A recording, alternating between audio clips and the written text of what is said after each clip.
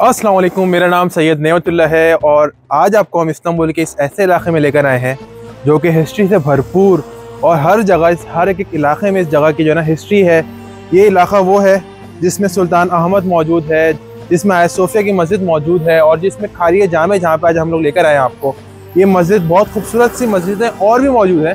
सुलमानिया जामी मौजूद है इस इलाके में। इस इलाके का एक मेरे सामने मैप है, तो इस मैप के बारे में आपको पहले से थोड़ा सा बताता हूँ। अक्सर जब आप लोग टर्की आते हैं तो बड़ी खूबसूरत मस्जिदों के बारे में पूछते हैं कि सुल्तान अहमद किधर पड़ेगी, हाया सोफिया किधर है। वो सारी मस्जिदें पूरे मैप में आपको मैं दिखाता हूँ। तो आपको इस साइड पर अगर दिखाएं तो ये सारी स्टेशन जो है ये सारे आपको सुल्तान अहमद के साइड के स्टेशन हैं।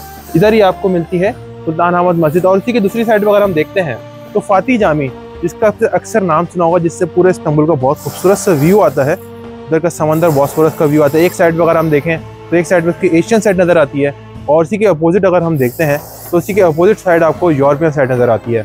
इसी के साथ साथ अगर हम लोग इधर देखते हैं आज इस मस्जिद में आपको लेकर आए हैं, ये खारिया जामे है।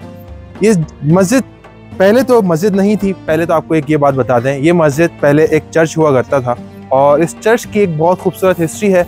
इस चर्च की तारीख है जिसके बारे में आज हम लोग आपको बताएंगे। और इसके मेरे बैकग्राउंड पे आप देख सकते हैं जो कि पहला इसका गेट हुआ करता था, ये उसी हालत में मौजूद है गेट।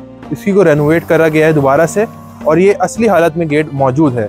लेकिन अब इसकी एंट्रेंस जो है इन्होंने दूसरी साइड से कर दी है कि जिस साइड से इन्होंने नॉर्मल नमाजियों के लिए और नॉर्मल विजिटर्स के लिए भी जगह ओपन कर दी है। इसी के साथ हमारे साथ चश्मा मौजूद है जिसमें आपको मुसलसल मीठा पानी मिलता है और ये सारी चीज़ें हुकूमत की तरफ से ऑर्गेनाइज करवाई जाती हैं। और अगर मैं आपको आगे लेके जाते जाऊँ तो इधर से भी आपको खूबसूरत से एक व्यू मिलता है पूरे इस्तांबुल का।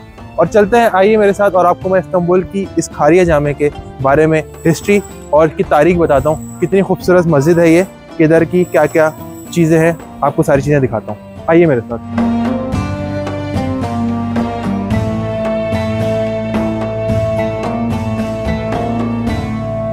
खारिया जामी, जिसको आज हम मस्जिद के तौर पे देखते हैं, लेकिन 4वीं सदी में जब इसको तामीर किया गया था चर्च के तौर पे, तो इस चर्च का नाम चौड़ा चर्च कहा जाता था।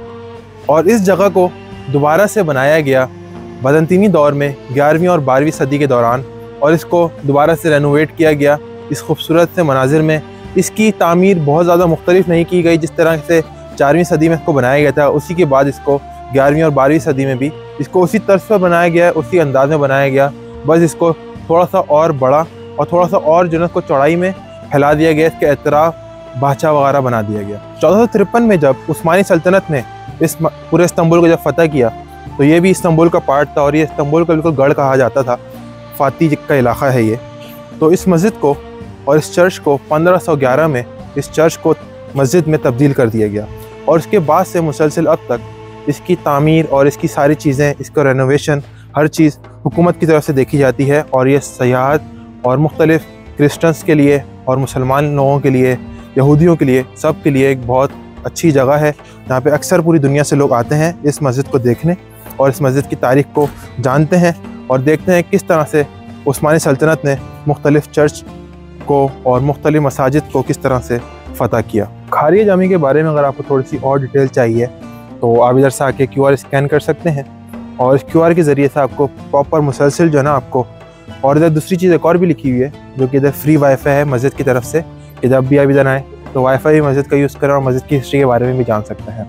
फॉरेनर्स के लिए इसका टिकट 20 यूरोस है और अगर टर्किश नेशनल है तो उनके लिए यहाँ पे फ्री ऑफ कॉस्ट है। और अगर कोई स्टूडेंट यहाँ पे रहते हैं जो कि यहाँ के नेशनल नहीं है, उनका टर्किश किमलिक है, तो वो फ्री ऑफ कॉस्ट आ सकते हैं जस्ट अपना टर्किश किमलिक शो करके।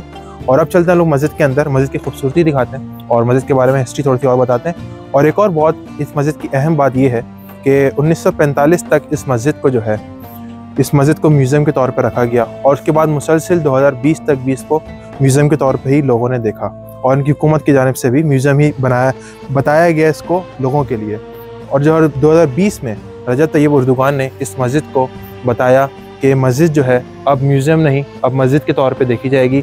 जिस तरीके से हाया सोफिया के बारे में मशहूर है कि हाया सोफिया पहले म्यूज़ियम के तौर पे देखा जाता था, लेकिन अब दोबारा उसको मस्जिद के तौर पे बनाया गया है। चलते हैं अंदर और इस मस्जिद की आपको मैं खूबसूरती दिखाता हूँ, किस तरीके से पुराने अंदाज के घर और पुराने अंदाज की मसाजिद और गिरजाघर हुआ करते थे। आइए मेरे साथ।